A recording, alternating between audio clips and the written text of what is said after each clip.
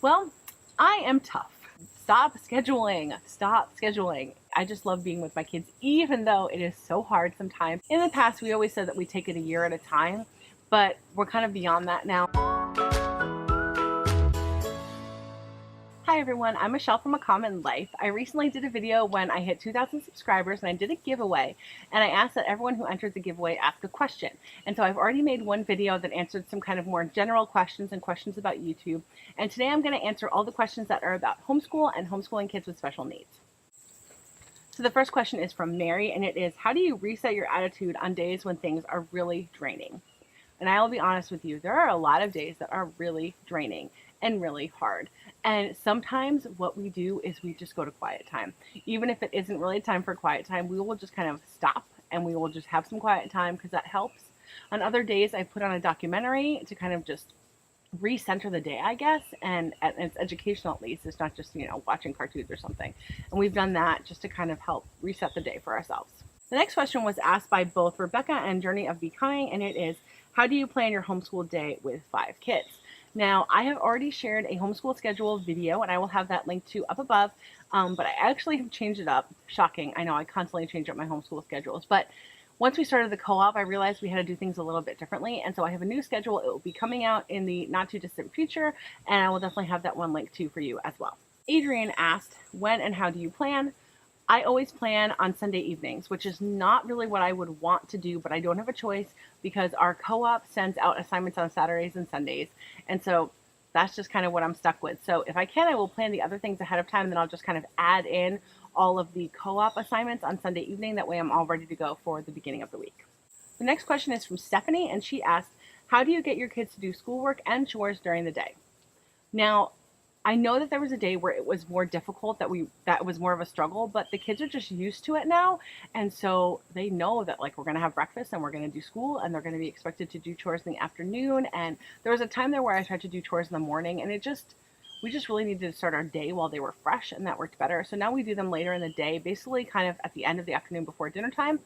And we just kind of keep that routine so they know it's coming and they expect it. And it is surprising with consistency how well your kids can just adjust and adapt. And when they expect that it's coming, they do really well. So for the most part, not always, but for the most part, they do really well with chores and homeschool. Lori asked, what about making YouTube videos has helped you most in your homeschool journey? I think consistency, and honestly watching other YouTubers. Because I started YouTube, I kind of started watching a lot more homeschool YouTubers, and I just got so many more tips and tricks from other people and seeing how they do things, and adapting a homeschool routine has been one of the things that has been the best for me in homeschool. I always wanted to schedule everything out, and it was just bad for our family. And so now that I do a homeschool routine, I saw that somewhere on YouTube, I don't know where, but that really helped, and I know that being on YouTube helped me basically find that. Our Little Schoolhouse asked, what are your favorite mommy teacher supplies for homeschool? I love my friction pens. I talk about them all the time. I definitely love my Happy Planner. That is huge. I mean, I wouldn't be able to do it without my Happy Planner. I like having a 3-hole punch. I use a hole punch all the time. I use my laminator a lot. Oh, and probably the thing I use the most is the printer. So I could not homeschool without my printer. April asked, my 5-year-old hates to write or draw. What do you recommend to get him writing? And one of the things that I do, which is not my own idea, I got this from another friend who homeschools, but she does these superhero books. And basically all it is the type of paper that has the space for drawing on the top and then writing on the bottom. And you would do one sentence or even just a few words if your child really doesn't like writing to begin with. And so you could do, if it's about Superman, like Superman flies. And that's it. You write it and have them copy it. And then have them draw a picture of it. And then the next day you add to your story and you add to your story and you add to your story. And that really helped my children. It doesn't have to be a superhero book, obviously. It can be anything that your kids like. If there's a certain animal that they like or a place they like to go or whatever it is, you can pick something that they enjoy and start really, really small, and you write it for them first and then they copy it. And then as they go through, they'll be able to start writing it all on their own. But I'm realizing that she said he hates to draw as well. So maybe you can draw, or you can even get scrap or magazine pictures and have him cut them out and glue them on. You could try that, or you could try using clay to build things. I don't know, you could probably use a lot of different crafty things if he likes doing craft, or maybe painting is easier, or finger painting even. There's probably a lot of different ways where you can get that, creative outlet that goes along with the words that doesn't necessarily have to be drawing. Daisy Days asks, what do you do to encourage reading? I have a few kids that love reading and a few kids that do not love reading. And so what we do is we read together. We read in the morning, we read in the afternoon, and we read at night before bed. Or they do a like a LibriVox and they listen to it, but they know it's a book, so it is still a read aloud. But we just kind of always have some type of reading going on within our home. And my older two children now, they just read so much. My daughter is a voracious reader. She reads a book a day. She just reads all the time. And so I think that's just from the consistency of just always having books in the house and just reading together a lot. Allie asked, how do you fit in special events on the daily calendar without crashing or losing momentum? Now, the thing that I have done this year is we are actually taking off 4 days every single month. And that way on those 4 days, we can kind of do field trips or do things like that. But in a situation where a field trip is going to occur on, or some type of event is going to occur on a normal homeschool day, what I do is I just basically, if it's in the afternoon, we'll get homeschool done in the morning. But if it's an all day type of field trip, we just will not do homeschool that day at all. And we will just pick it up on the next day. And that's kind of the way I've always homeschooled. Like we'll just skip a day and just pick it up on the next day. It's we homeschool year round. It doesn't matter for us because we always get more than enough days done within the school year. And so, yeah, we never lose the momentum because we just pick up where we left off. Amanda L asks, how do you balance teaching your younger kids and your older kids? Now, if you see my video about my schedule, you will see that my older kids do their independent work in the morning, or the work that they do together in the morning, while I am working with my younger children. And then after lunch is when I work with my older two children.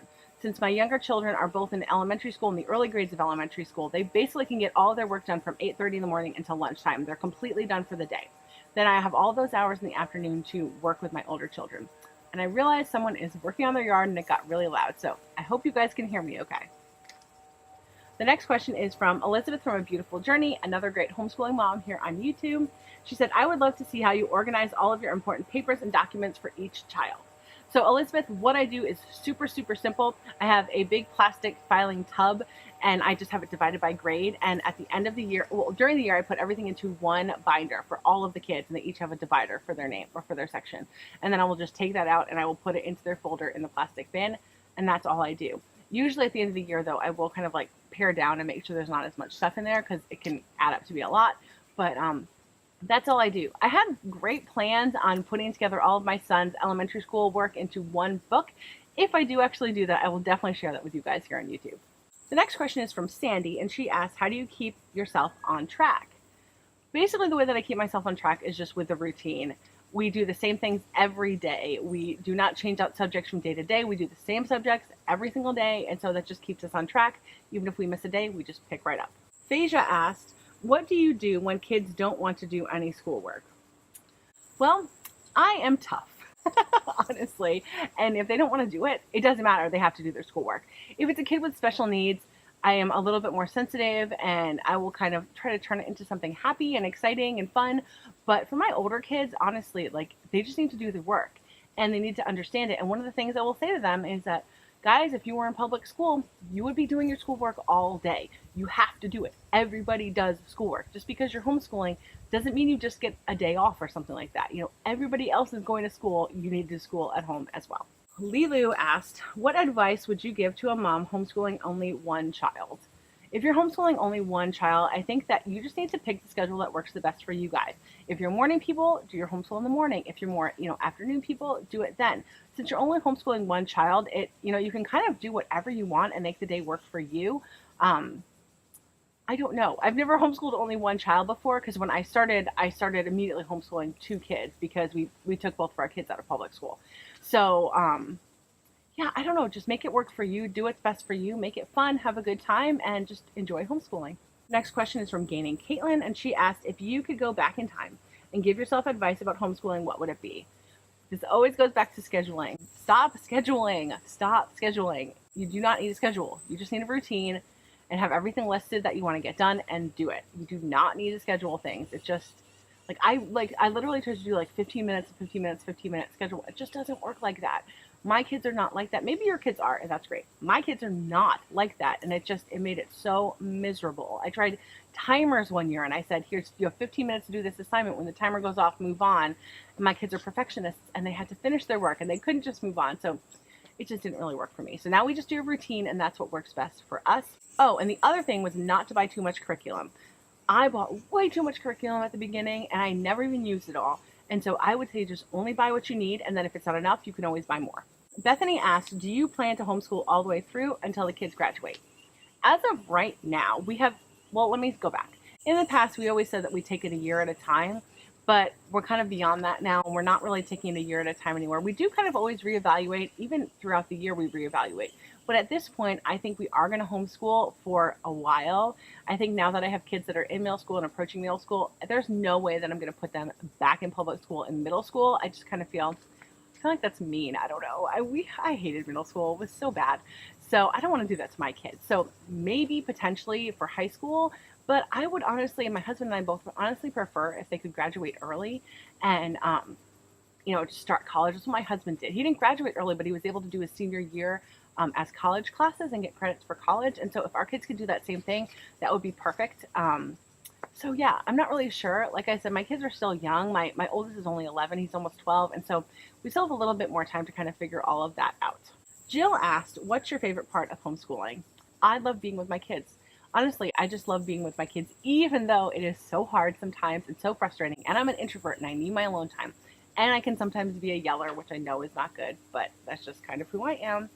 I just still love being with my kids. I just love being with my kids, and they love being with me. And I don't know, we just enjoy homeschooling. We really do. I ask them all the time, would you rather be in public school? Would you rather be doing something else? And they always say no, that they would rather homeschool. The last question about homeschooling is from Mrs. Farm Alarm, and she said, what is your favorite preschool activity? And I really love the workbooks that are dry erase, and the kids can do them and then erase them. Those are my favorite. So those, you can get those for anything, for the ABCs, for colors, for numbers, for shapes, like all different writing, words, first words, and stuff like that. Those are my favorite things. So if you like this, please subscribe. Don't forget to, click that thumbs up button and comment below. Thanks so much for watching, and have a great day.